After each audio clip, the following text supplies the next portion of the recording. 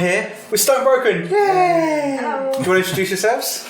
Yes, I'm Robin. I play drums. I'm Rich, I'm the singer and guitarist. And I'm Chris, I'll play guitar. Kieran isn't here. Is he in spirit? Yeah, he's the bass player, so he hasn't turned up on time. You know what they say. You know what they say about bass players. Exactly. No one needs them. That's what we tell him all the time.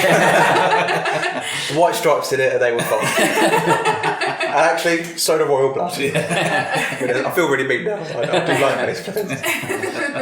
So you've just done an amazing acoustic session for us as well. Thank you. Thank you. We enjoyed it. When I was listening to you guys play, I was thinking, you kind of sound like the English response to Stone Sour. Nice. Yeah, that's I cool. like that. Yeah. I like that. Yeah. We listen to Stone Sour all the time. Yeah. So, but yeah, that's an awesome compliment. Yeah, we've had it a couple of times in the past, the Stone Sour reference, but we get referred to another band more than often. Can I guess? Go on. That people either Theory of a Dead Man, We get That's that one one. of them, yeah. or the bad one I'm guessing is Nickelback. But like when people say it, they say, "No, don't take this the wrong way." But you kind of sound a little bit like, you know what? Like if you used to take those three bands, Stone Sour, Theory of a Dead Man, and Nickelback, they've all got frontmen who have got like rough voices. That I was going to say.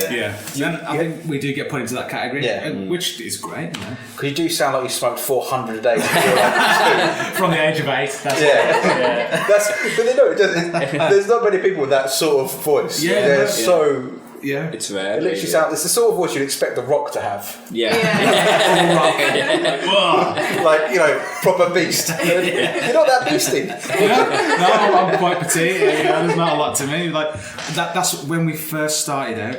Yeah. People would come to shows and they'd be like, they'd come see us play, and then after the show they'd come up and say, "Where the hell did that voice come from?" I'm like, all the way down to my legs, all the way up and down. So yeah, it's just it is quite unique and quite unique for a British guy to have. I think it's not really that common, and I think that's why. So, for people that haven't heard you guys before, what would be your top, say, 3 tracks that people would need to listen to fall in love with you?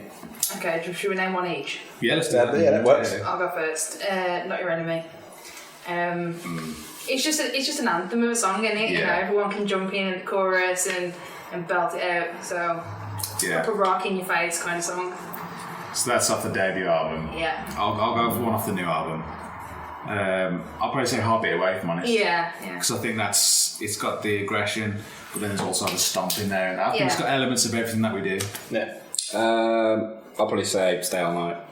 That's a personal favourite as well. We're forgetting the softer side, though, mate.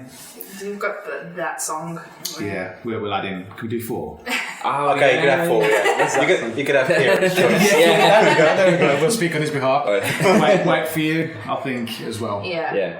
That's the one that gets everyone singing. And we've had like proposals after that song, and at the actual shows, it's just been crazy, isn't it? Yeah, people walk down the altar to that, and that's mad. It's crazy, but it's great at the same time. Yeah. That we've got that sort of connection from a song that we've written. It's insane. Isn't it?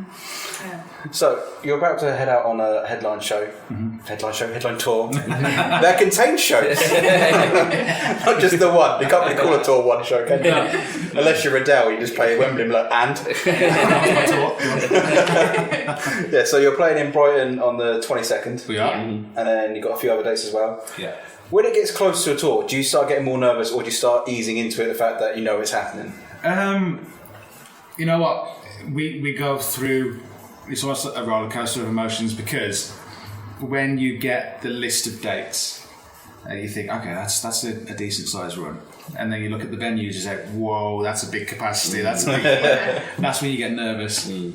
And then when it starts to sell, and it starts to sell well, you think, okay, I can relax a little bit there. The tour's going to be fine. And then when you go into rehearsals, you get a little bit nervous because you need to nail the show, you need to get it right. And now it's just stress, basically.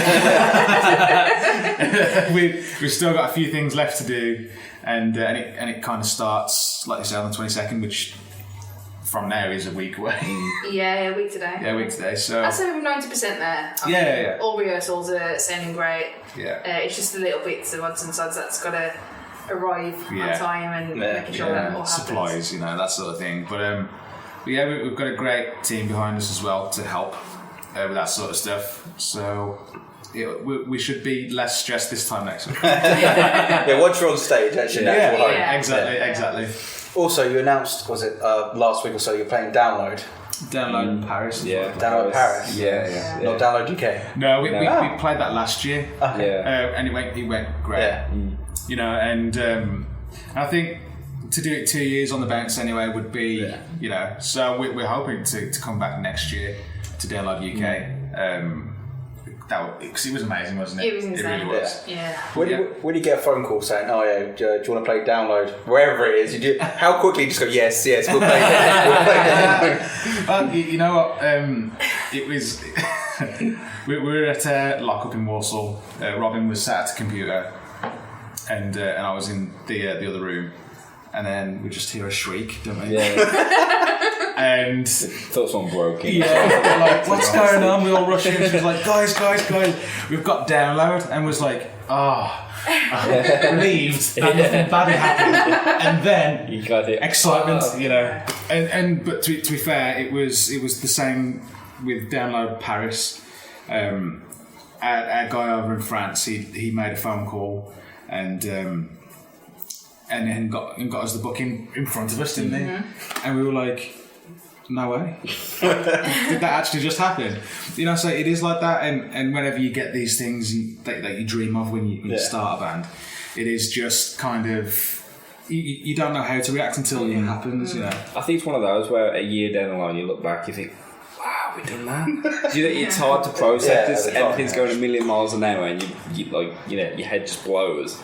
It's like a year down the line, you think, oh wow, we actually done that. And I mean, do you get to experience festivals? Because I've been backstage at festivals, and they're just insane. There's just like people everywhere, and just rooms and cabins, and just basically what it is. Yeah. Do you ever actually get to just feel like, right, we're just going to go watch this band or this band, or is it just a case of from here to here, pillar to post, and you don't know where you are? I mean, after Download, we played for just under half an hour, didn't we? And then we went off and did about 5 hours worth of press. So we got to see a bit of Alter Bridge and the Aerosmith set because no press wanted to be giving interviews whilst Aerosmith were on stage. So we but those were the only acts that we kind of got to see. Yeah, we hung out a bit backstage and spoke to a few people. Yeah, Miles Kennedy walked past us. So just go out the shower. It was nuts. Like I'm usually okay with these sort of things. We was talking in a circle, weren't we? And I just saw someone walking behind Robin, and no, it was behind you, wasn't it? Yeah. And I look up, Miles Kennedy. He flip flops first. He heard his flip flop. He's got to go out the shower. He's got to tell the flip flops going. And he's got his shades on, and I'm like. And then no words. It wouldn't happen, so I was doing this. So that was insane. Is there anyone else you've met that, like any idols you've met and just kind of had that same sort of reaction? That was the first time I was actually speechless. Yeah.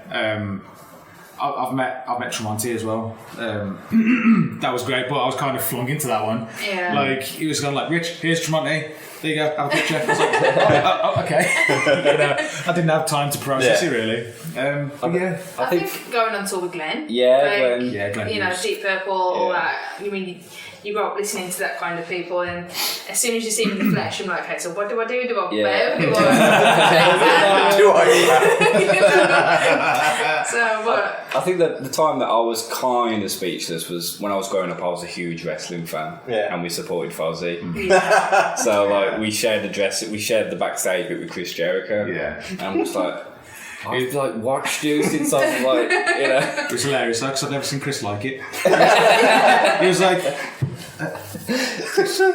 can I get a selfie? And this sort of thing. Like, usually it's nothing like that, but like that was the first time that I'd seen you. Yeah, we kind of just left it to it, didn't we? We left the room and just let him have his time. He's such a cool guy though. He just talks about me. He loves me. He has such a passion for music. You'll think that he just wants to talk about wrestling, but music is his love, and it really is. Yeah, nice guy.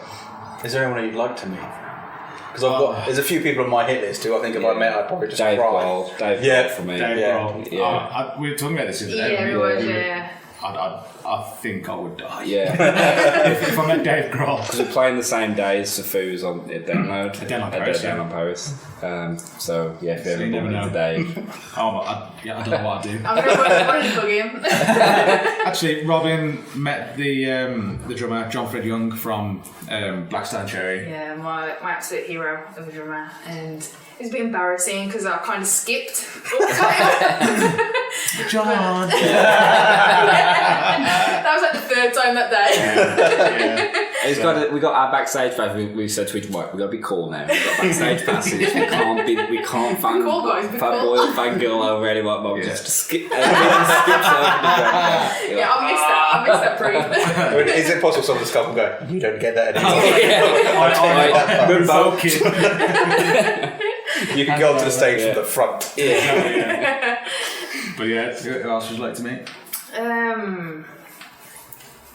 I don't really know. At the moment, we've just got Dave Grohl on our hit list. Yeah. That's basically it, isn't it? I mean, there's something like Corey Taylor. I'd love to meet Corey Taylor. Yeah. To be fair. You know. I met Corey briefly, but I'd like to have a chat with him. Yeah, just like cool people, do you know what I mean? Yeah. Like, They're both they're 1 and 2, those guys. yeah. Then my third one's a bit weird. It's Tom York, but Tom Jones, I'd like to meet. You know what? Like, It's not unusual. There we go. I'll set you up for that one. But you know what? I saw a clip of him on The Voice. Was it last week? Yeah. And he sang, and I was like, I actually got goose pimples, man. Like He's still got it. He's still got it. I mean, like, he's got a walking stick now and stuff, but he's still giving it the moves. Yeah, I was like, fair play. I bet he's got stories. oh yeah. And I like that sort of side of it. I like hearing people's stories. There's actually stories. I know Alice Cooper's got loads because he met like just everyone. I didn't realise. I didn't realise like he knew like Elvis and stuff. I was like, he's got stories like I was in the lift with Elvis and like we were going to this hotel room for a pie. And I was like, what? When did you two ever like cross paths? Alice Cooper and Elvis Presley. And, Interesting. Yeah. Saying that, I bet meeting the Hollywood vampires, we got like Alice Cooper, Joe Perry, Johnny Depp. Yeah. Steven Tyler, that's who I want to meet. Yeah. Epic. Yeah, that'd be a good one. Right, so finally, we've got the new single "Heartbeat Away." Yeah. It's going to be on the playlist. I don't know why I'm saying that. I always say that when I don't. Nobody cares. They're watching it, they go, why do I care? What's that one about? Where did it come from? The story and the tone of the song, it's quite dark. It's actually based around domestic violence. And we thought as a band that it was time to write a song. A lot of our songs are about hope and Believing in yourself and it's got a good solid message behind. But I think now it's probably time to start speaking about issues that don't get spoken about, because we now have a platform now that we've been able to do what we do, to speak about this kind of stuff and get other people talking about it. Yeah. And I think it's important because it's an issue that's behind closed doors. No one really gets to see what goes on, and they won't even know about it because whoever is the victim or whatever, they won't tell anyone because they'll almost feel embarrassed or trapped that they're in that situation.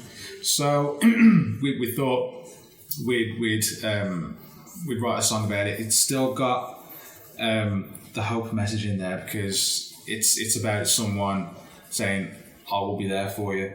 Tell me about all this sort of stuff. There's a way out," and which there is. Speak about issues and don't let yourself become closed in. Because that's probably the worst thing that you can do. And that is the message of the whole song. It's the message of the whole album. Really, is you can. That there's always a way out of the dark. But there's just different ways of doing it. Yeah, there's always a way to change things, and there's never. That's it. Yeah. That's it. You can change things yourself, and that's what we always try. Even if we write something that's got a dark topic or a dark message, there's always hope At the end. Yeah. Mm-hmm. Yeah. That's a really nice way to end. I think that's actually a nice message to end on. Like, it starts off dark, but but isn't it? I like that. Yeah. I like that. Well, thank you very much for coming in. The Thank you for having session us. was awesome, and best of luck with the tour as well. Thank you very much. Cheers. Thank you. Cheers. Cheers.